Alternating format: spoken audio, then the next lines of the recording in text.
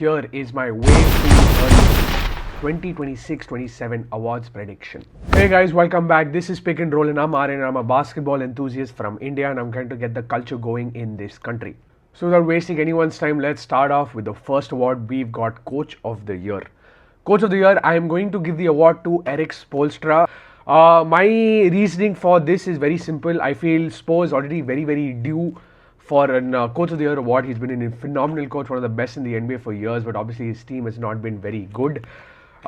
This year, obviously with the additions of Giannis Antetokounmpo, one of the best players in the world, I feel this team, even though it has a lot of roster problems, I feel is going to be very strong in the Eastern Conference and thereby give Spo his finally due Coach of the Year award. I feel Darko out of the Toronto situation is going to be phenomenal as well. Last year itself, the Toronto Raptors were really good. And now with the possible addition of Kawhi Leonard, everything again here, this prediction falls on the possibility that Kawhi Leonard is actually going to be going to the Toronto Raptors because there's still a lot of doubts within the NBA whether his trade is going to be finalized or not. But yes, my prediction for Coach of the Year is going to be Eric Spoelstra and Darko from the Toronto Raptors. Next, we've got Clutch Player of the Year, and I think this is going to be going to Jalen Brunson. And the runners-up probably are going to be any of the best players in the league, either Luka Doncic or Shai Gilgeous-Alexander. Jalen Brunson consistently is one of the clutchest players in the league. I mean, we saw it in the finals last year. He is just he turns up a notch in the fourth quarter always. He's always one of the leaders in clutch points in the NBA every single season that he's played over the last 3 to 4 years. Yeah, I think this is a very straightforward award for us to talk about. Next, we've got Most Improved Player.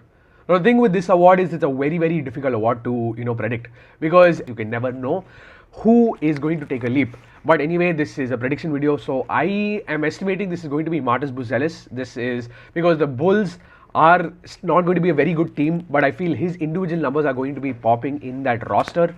Of course, they've got in Caleb Wilson at the number 4 pick in the draft. So I do think, Marcus Buzelis was great last year. For now, my main prediction goes to Marcus Buzelis. Now let's get into the interesting ones. Rookie of the Year. This is going to be the hottest debate of the award season because I think we've got several phenomenal candidates out of what we've seen in Summer League and what we've seen out of the college basketball careers. It's namely between, I think, 4 people. It's Caleb Wilson, it's Cameron Boozer, it's Darren Peterson, and it's AJ Debonsa.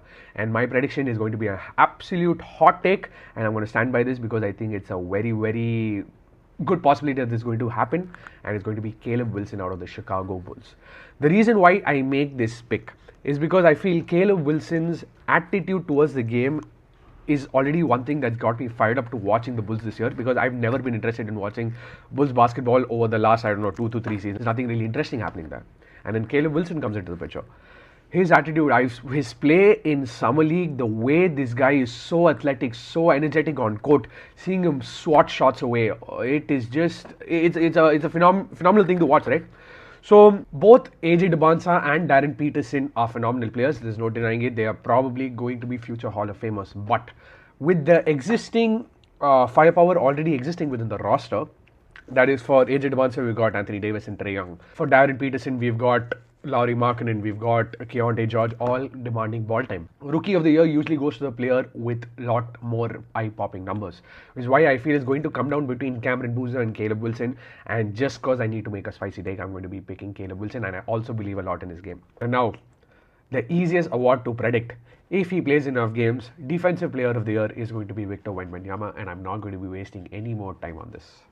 And finally, my favorite topic to talk about every single year, and I think everyone's favorite topic to talk about for the entirety of the season, MVP. And my prediction is Luka Doncic. Why I pick him over Wemby? Well, I think the Lakers squad is much better this season. I feel like Shai and Jokic are not going to be getting it this year because Shai obviously has the voter fatigue. I feel that's going to play a big part in it.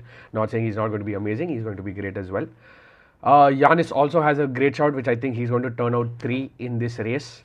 Victor Wembanyama at 2 and Luka Doncic at 1. Joker, I feel with the lack of depth in his squad right now, the Nuggets aren't really in a good spot. They've not got a lot of depth, not a lot of reliable starting pieces. Obviously, Aaron Gordon's been very injured. Jamal Murray was almost a no-show in the playoffs last year. the Lakers additions have been really great. I feel like they've absolutely retooled their roster. Now, obviously, you've lost Marcus Smart, LeBron James, and everyone, but they've gotten really good, young, hungry talent within that Lakers team. You know, their average age has dipped big time. Now they seem a lot more aggressive. Obviously, their glaring roster spot, which is a small forward or the power forward position, is yet to be filled. But overall, I feel Luka is going to go nuclear this year. Obviously, with him getting injured last year, right before the playoffs, I think is going to get him very hungry for the regular season.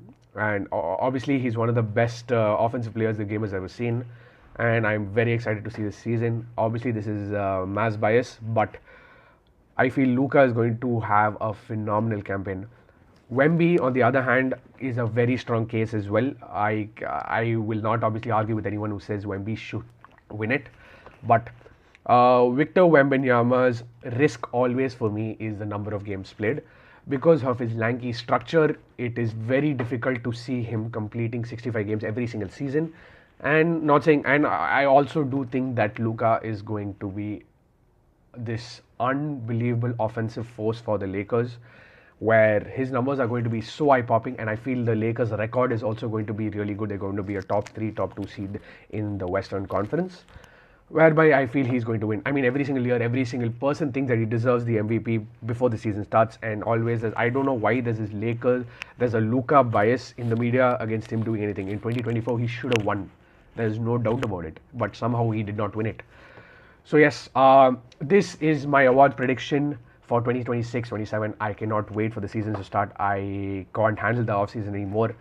I'm very excited. I guess I will see you guys soon in a bit. Peace.